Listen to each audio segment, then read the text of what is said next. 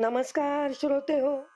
आपण डॉक्टर वीरा आपटे लिखित उपनिषदांचे वैज्ञानिक विवरण याचे अभिवाचन करत आहोत. यातलं तिसरं उपनिषद कठोपनिषद. यामध्ये भगवान यमधर्माने नचिकेताला जे मृत्यूविषयक तत्वज्ञान सांगितले ते आपण पाहत आहोत. त्यात आपण आता अध्याय 2 आणि वल्ली 1 याकडे वळणार आहोत. आपण सर्व श्रोते, आपणा सर्वांना सादर सविनय अभिवादन. चला तर माझ्याबरोबर या श्राव्य प्रवासाला एका रुचेने आपण सुरुवात करूया. परांची खानी व्यतृणत स्वयंभू तस्मात् परां पश्यति नान्तरात्मन् कश्चिद्धीरः प्रत्यगात्मा न मैक्षत आवृत्तचक्षुर्मृततत्त्वमिच्छन्.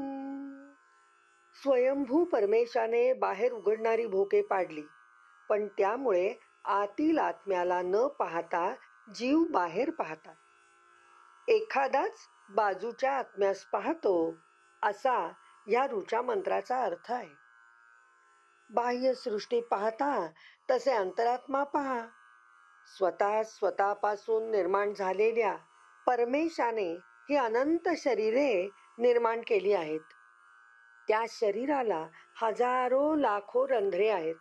त्यातून जीव किंवा आत्मा इंद्रियामार्फत बाहेरचे पाहतो. अशी नैसर्गिक व्यवस्था केली आहे. लहानपणापासून आपणही आई, वडील, थोर यांचेकडून बाह्य निरीक्षण शिकलो. तो काऊ पहा, तो पोपट, ते झाड, तो चंद्र, तो सूर्य. शास्त्रज्ञ सुद्धा तेच शिकवतात.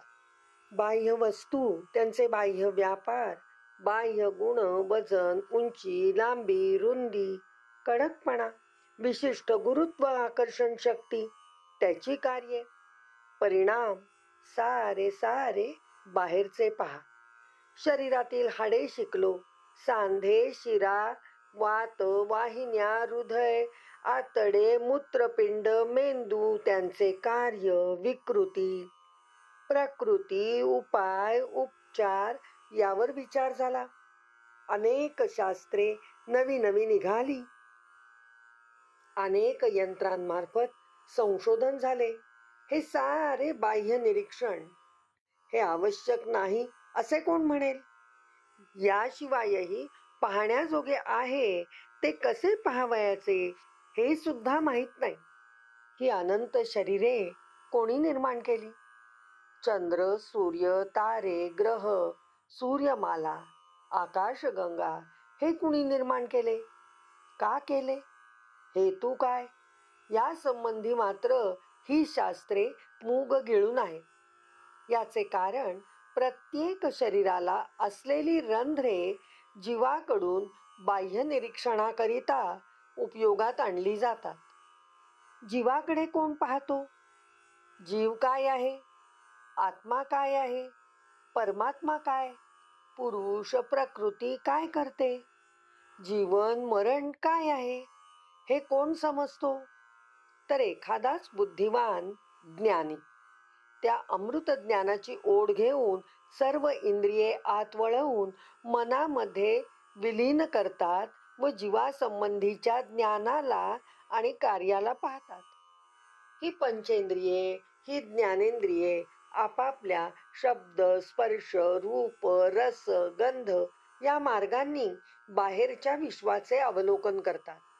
पण आत्म्याचा सुगंध, आत्म्याचा आवाज, आत्म्याचा स्पर्श, आत्म्याचे स्वरूप कळते व तो अमृत तत्व पावतो. जीवाचे, आत्म्याचे कार्य, त्याचे तेज यांनी तो उजळतो. पराचः कामाननुयन्ति बालास्ते मृत्योर्यन्ति वितस्य पाशम् अथ धीरा अमृतत्वं विदित्वा ध्रुवोऽप्येह प्रार्थयन्ते. बालबुद्धीचे लोक बाह्य विषय सुखाच्या मागे लागतात आणि ते सगळीकडे पसरलेल्या मृत्यूच्या जाळ्यात सापडतात. परंतु बुद्धिवान लोक मात्र अमृत तत्व ओळखून अस्थिर विषयातून स्थिर आनंदाची अपेक्षा करत नाहीत. असा आहे या ऋचा मंत्राचा अर्थ. अन्नाच्या अतिरेकाने आजार. ते बालबुद्धीचेच म्हटले पाहिजेत की बाह्य विषयातून मिळणाऱ्या किंचित कालाच्या किंचित सुखासाठी जे प्रयत्न करतात त्या अशाश्वत सुखाने माणसाला समाधानही अशाश्वत कालाचे मिळते. त्यांचाही प्रयत्न अतिरेकाने वा मिथ्यारेकाने किंवा हीन झाला तर त्याचेही परिणाम होतात. श्रीखंड आवडले, म्हणून खाल्ले तर परिणाम पोटदुखी, वांत्या, अपचन होते. प्रसंगी डॉक्टरला बोलवावे लागते व ते अधिक खाल्लेले श्रीखंड दोषासहित बाहेर येते तेव्हा बरे वाटते. पण तोवर यातना किती. दसऱ्याच्या दुसरे दिवशी अशा पेशंटची संख्या डॉक्टरला उपचार करावी लागते. हा माझा अनुभव आहे. गेली 35 वर्षे मी वैद्यकीय व्यवसाय केल्याने या अतिरेकाचे अनंत नमुने पाहिले, अभ्यासले व त्यावर माझ्याकडून उपचार केले गेल्यामुळे ते मी आत्मविश्वासानेच लिहित आहे. अन्न कमी तरीही आजार. काही स्त्रिया व पुरुषही धार्मिक कारणाने उपवास करतात व श्रमही करतात. हे उपवास प्रसंगी 3 दिवस चालतात. त्यामुळे कमालीची अशक्तता येते. देव तर भेटत नाही, पण काही वेळा मृत्यू मात्र समीप ठेपतो. हा अन्नाचा हीन प्रयोग होय. एका स्त्री रुग्णाला थोडासा रोज ताप येतो म्हणून अन्न वर्ज्य केले, तेही 2-3 डॉक्टरांच्या सल्ल्याने. पुढे ताप कमी होईना, अशक्तता वाढली. कोल्हापूरला न्यावे लागले. तेथील जर्मन डॉक्टरने निदान केले की अन्न कमी दिल्याने हे सर्व झाले आहे, तेव्हा अन्न भरपूर खा. हॉस्पिटलमध्ये तसा आहार ठेवला व 20 दिवसात प्रकृती पूर्ण बरी होऊन तो रुग्ण घरी परत आला. म्हणजे केवळ उपवासाने प्रकृती अशक्त झाली व बिघडली. इंद्रियांचा उपयोग निसर्गाला धरून न झाल्याने ते रुग्ण झाले व मृत्यूला त्यांनी जवळ आणले. ही बाळबुद्धीच म्हणावयास हवी. बुद्धिवान लोक, ज्ञानी लोक अस्थिर विषयातला आनंद घेत नाहीत. तो टिकाऊ नसतो व ते स्थिर अशा आत्म्याचाच विचार करतात. त्याला शोधतात. त्याचा आवाज, त्याचा सुगंध, त्याचा स्पर्श, त्याची चव ते घेतात. त्याचे रूप पाहतात व त्यातून दिव्य आनंद मिळवतात. कधीही विसरता येणार नाही असा तो आनंद असतो. त्या दिव्य आनंदाचे वेड लागते. त्याने अमृत स्वरूप प्राप्त होते. येथे मिथ्यायोगाचेही उदाहरण सांगणे आवश्यक आहे. जे शरीराला अनावश्यक घातक असा आहार म्हणजे मिथ्या आहार होय. हा करणे म्हणजे मृत्यूला आमंत्रण होय. त्यातील दारू पिणे हे सर्वात वाईट व्यसन. परंतु असंख्य लोकांना कसा मोह पडतो कळत नाही. आपला, आपल्या कुटुंबाचा, कुणाचा म्हणून विचार न करता ते बालबुद्धीचे लोक व्यसनाधीन होतात. कॉलेजमध्ये गर्द या विकृत परिणाम करणाऱ्या घातक गोळ्यांचा वापर करणे, असे असंख्य विद्यार्थी या व्यसनाला बळी पडले आहेत. या व्यवसायात राष्ट्रे गुंतली आहेत. तरुणांचे जीवन या गर्दनी पूर्णतः उखडले जाते. राष्ट्र धोक्यात येते. याचा विचार कोण करणार? परब्रह्म सोडाच, एवढे महत्वाचे आयुष्यही राहत नाही. गर्दमुळे त्याचा पार चोथा बनतो व मृत्यू येतो. सामाजिक नीतिमत्ता खालावली म्हणून नीतिमत्ता संपली. राष्ट्रच धोक्यात आले. 7000 वर्षापूर्वी समाजाला यापासून दूर ठेवण्याचा हा प्रयत्न पाहिला म्हणजे त्या ऋषी मुनींच्या, उपनिषदकारांच्या पुढे आपली मान नम्र होते. तो आदर्श कुठे व हा आदर्श कुठे? येन रूपौ रसंगंधौ शब्दान स्पर्शांश्च मैथुनान एतेनैव विजानाति किमत्र परिशिष्यते एतद्वै तत्. ज्याने रूप रस गंध शब्द स्पर्श व मैथुन यातील सुखे जाणली ती त्याने अमृतत्वाने जाणली, तर मग तेथे शिल्लक काय उरले? हेच ते आत्मतत्व हा ऋचा मंत्राचा अर्थ आहे. इंद्रिये आत वळवा, उत्तम उपाय. नेत्र, जिव्हा, घ्राण, कर्ण, त्वक व जननेंद्रिय या इंद्रियाचे रूप रस गंध शब्द स्पर्श मैथुन हे विषय आहेत. इंद्रिये शरीरांतर्गत आहेत. शरीर जोवर आत्मतत्वाने युक्त असते तोवरच ही इंद्रिये या विषयातून सुख घेऊ शकतात. एकदा का आत्मतत्व शरीर सोडून गेले तर ती इंद्रिये विषयातून सुख घेतील काय? घेणारच नाहीत. इंद्रियाचे सारे कार्यच मुळी आत्मतत्वामुळे होते. ती विषय सुख घेतात ती सुद्धा देहात हे अमृतत्व असते म्हणूनच.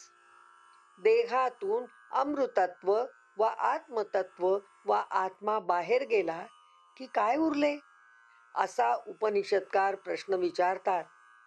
म्हणजे सुख नाही की काही नाही, याचा अर्थ मृत्यू होण्यापूर्वी आत्मतत्व शरीरात असते. म्हणूनच केवळ ती इंद्रिय विषयक सुखे वा दुःखे असतात. मृत्यूनंतर आत्मा शरीर सोडतो, मग ती इंद्रिये काहीही करू शकत नाहीत.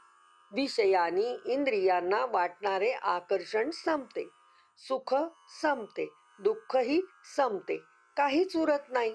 त्याला आत्मतत्व म्हणतात. अर्थात आत्मतत्व म्हणजे काय ते कळते. आपण ही इंद्रिये वळवावीत व आत्म्याकडे लक्ष देऊन त्याचा अभ्यास करावा. म्हणूनच ही रंध्रे बाह्यदर्शी ठेवली आहेत. जरा प्रयत्न करा. डोळे हाताच्या तळव्यांनी अलगद झाका. प्रकाशाचा कवडसाही जाऊ देऊ नका. म्हणजे रोजच्या अशा अभ्यासाने आपण अंतरात्म्याला पाहू शकू.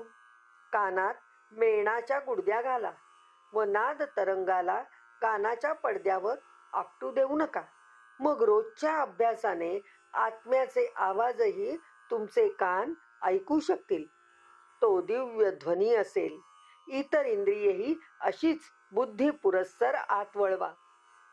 राणी गांधारीने पती अंध म्हणून आपल्या नेत्रांवर पट्टी बांधली. डोळ्यांची शक्ती वाढली. दुर्योधनास आपल्या समोर तिने नग्नावस्थेत बोलावले. ती त्याला नेत्रांनी पाहणार होती व त्याचे शरीर वज्रदेही झाले असते. पण मांडीचा भाग फुलांनी झाकल्यामुळे तो कोमल राहिला व तेथेच गदाघात होऊन भीमाकडून तो गदा युद्धात मारला गेला. येथे म्हणाल की पुराणातील भाकड कथा आहेत, पण यातही शास्त्रीय सत्य आहे. प्रयोगाने कळून येईल. नेत्र हेही एक यंत्र आहे. विश्रांतीनंतर ते चांगले चालते हे शास्त्रीय सत्य आहे. त्यात एक प्रकारचे तेज निर्माण होते. हा प्रयोगाचा विषय निश्चित आहे, थट्टेचा नाही. डोळ्याचा नंबर जाण्यासाठी व ते नॉर्मल होण्यासाठी पामिंग मेथड वापरतात व हाताच्या तळव्याचा अलगद डोळे झाकण्यासाठी उपयोग करतात. हे एका इंद्रियाचे लिहिले. शहरामध्ये भर रस्त्यावर जागा असल्याने रहदारीमुळे आवाजामुळे अभ्यास करण्यास मुलामुलींना त्रास होतो. त्यासाठी कानात घालण्यास मेणाच्या गुडद्या तयार मिळतात. याने कान बंद होतात व मन एकाग्र होऊन अभ्यास करण्यास आनंद वाटतो. याच प्रकारे सर्व इंद्रिये आत वळवली तर उलट बाजूस असलेल्या आत्म्याचे स्वरूप कळते. आत्म्यास प्रत्यगात्मा म्हटले आहे ते एवढ्यासाठीच. आत्मा कळू लागला तर दिव्य ध्वनी ऐकू येतो, दिव्य स्वरूपे दिसतात, दिव्य गंध येतो, दिव्य स्पर्श कळून येतो, दिव्य वाणी कानी येते. हे सारे प्रयोगाने सिद्ध झाले आहे. ते सारे आत्म्याचे असते व आत्मा गुप्त राहिला तर यावरील गुणांनी आपल्यास प्रचिती येते व असा आनंद पुनः पुन्हा घेण्याचे वेड लागते. एखाद्याच बुद्धिमानाला ते जमते असे लिहिले तरी ते प्रयत्नांनी साध्य होते. तुम्हाला प्रयत्न करण्याची बुद्धी हवी. इंद्रिये बाह्य निरीक्षणासाठी बंद करा व मनाला आत वळवा, एकाग्र व्हा, तर तुम्हालाही ते दर्शन, स्पर्शन, गंध, रस, शब्द ही आत्म्याकडूनच येत असल्याचा अनुभव येईल. ते सारे अमृतमय आहे. तुमच्या वाणीला, शब्दाला सत्याचे तेज येईल, अस्तित्वाला गंध येईल. इथेच विरमूया. ओम शांती शांती शांती.